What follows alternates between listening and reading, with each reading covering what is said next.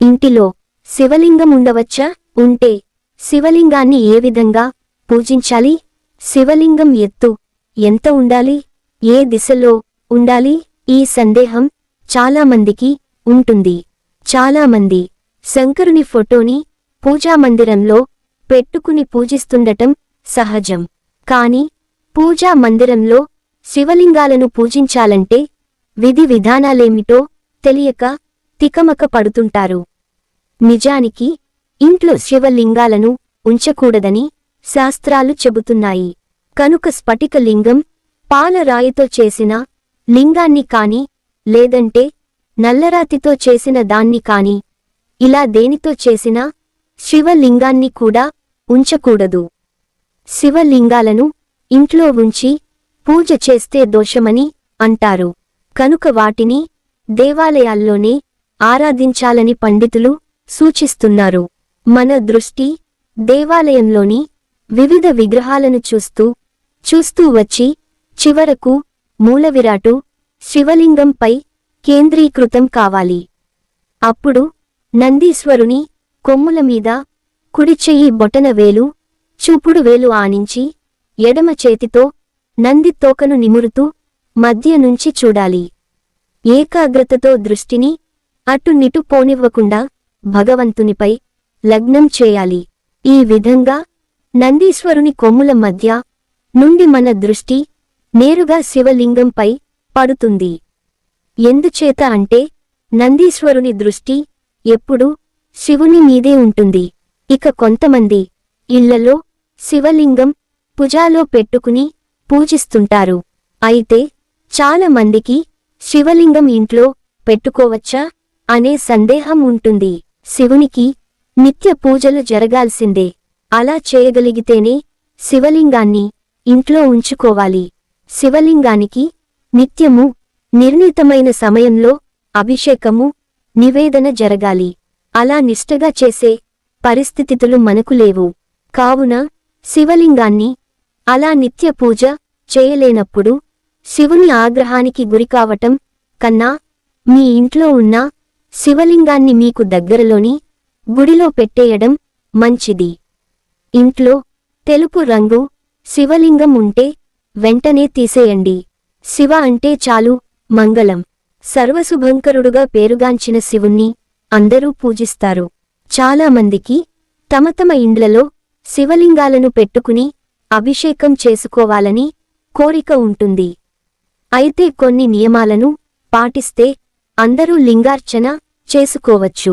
సాధారణంగా మన ఇంటిలో మనిష్ట దైవం ఫోటోలను, విగ్రహాలను పెట్టుకుని పూజ చేయడం మనం చూస్తుంటాము. ఈ క్రమంలోనే చాలా మంది వారి ఇంటిలో శివలింగాన్ని పెట్టుకుని పూజలు చేస్తుంటారు. అయితే ఈ విధంగా ఇంట్లో శివలింగాన్ని పెట్టుకుని పూజ చేయవచ్చా? ఒకవేళ పూజలు చేస్తే ఎన్ని శివలింగాలను ఇంట్లో పెట్టుకోవచ్చు? ఏ విధమైనటువంటి శివలింగం ఇంట్లో ఉండకూడదు అనే విషయాలను చూద్దాం. సాధారణంగా మనం మన ఇంట్లో శివలింగాన్ని పెట్టుకుని పూజలు చేయవచ్చు. అయితే శాస్త్రం ప్రకారం ఒక ఇంటిలో ఒక శివలింగం కంటే ఎక్కువగా ఉండకూడదని ఆధ్యాత్మిక పండితులు చెబుతున్నారు. ఒకటి కంటే ఎక్కువగా ఉండటం వల్ల పూజా విధానంలో విఘ్నాలు కలుగుతూ అనేక సమస్యలు మనల్ని వెంటాడుతుంటాయి. అయితే ఇంట్లో శివలింగం ఉంచుకొని పూజ చేసేవారు శివలింగాన్ని ఎల్లప్పుడూ కూడా దక్షిణం వైపు చూస్తున్నట్లు పెట్టుకోవాలి.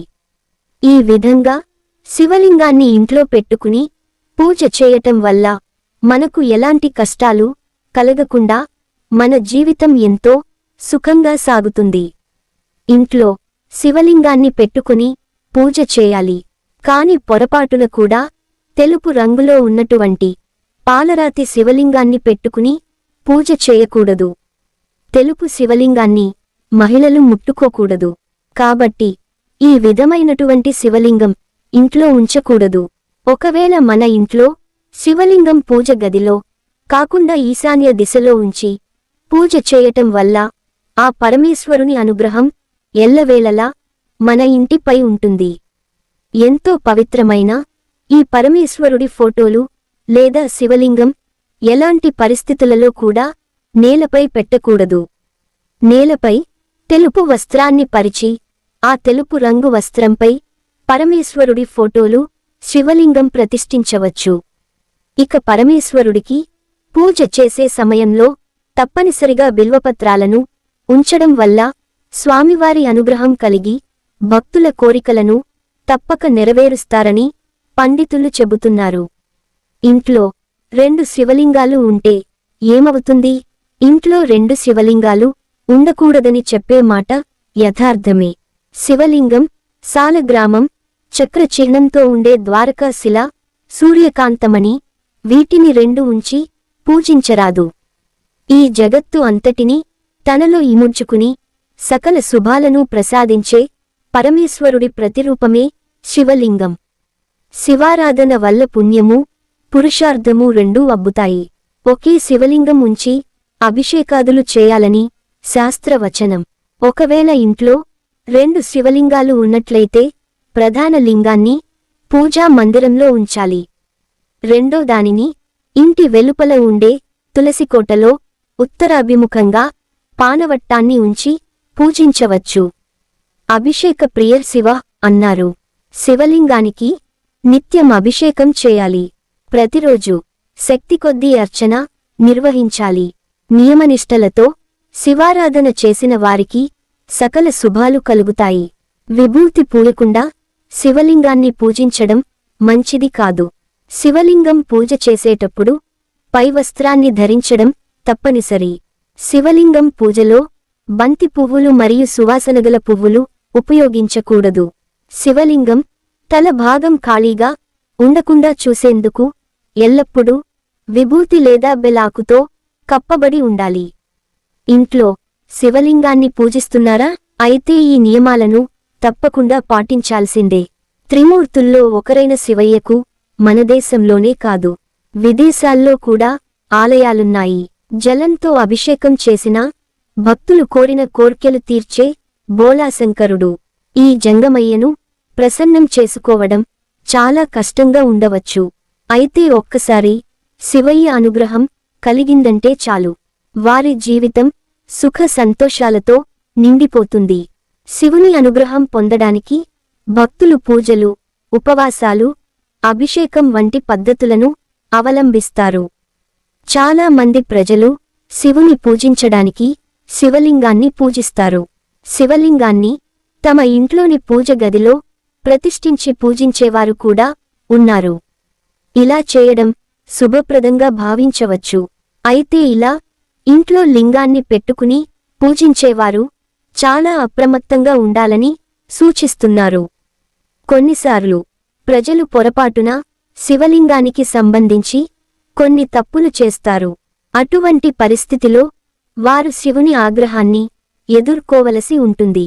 శివలింగాన్ని ఇంట్లో పూజా గదిలో ఉంచి పూజిస్తున్నట్లు అయితే ఈ పనులను ఎప్పుడూ చేయకండి. అవి ఏమిటో తెలుసుకుందాం. పసుపులో అందాన్ని పెంచే గుణం ఉంది. అయితే ఇంట్లో ఉన్న శివలింగానికి పసుపుతో పూజలు చేయవద్దు. ఇలా పసుపుతో పూజలు చేయడం వలన అధికంగా ఖర్చు చేస్తారు. శివలింగాన్ని కుంకుమతో అలంకరించవద్దు. శివలింగానికి కుంకుమతో అలంకరించడం వలన కుటుంబ సభ్యుల మధ్య విభేదాలు ఏర్పడతాయట. కొందరు వ్యక్తులు రాయి, పాలరాయితో చేసిన శివలింగాన్ని ఇళ్లలో ప్రతిష్ఠిస్తారు. అయితే జ్యోతిషశాస్త్రంలో ఇది అశుభం అని చెప్పబడింది.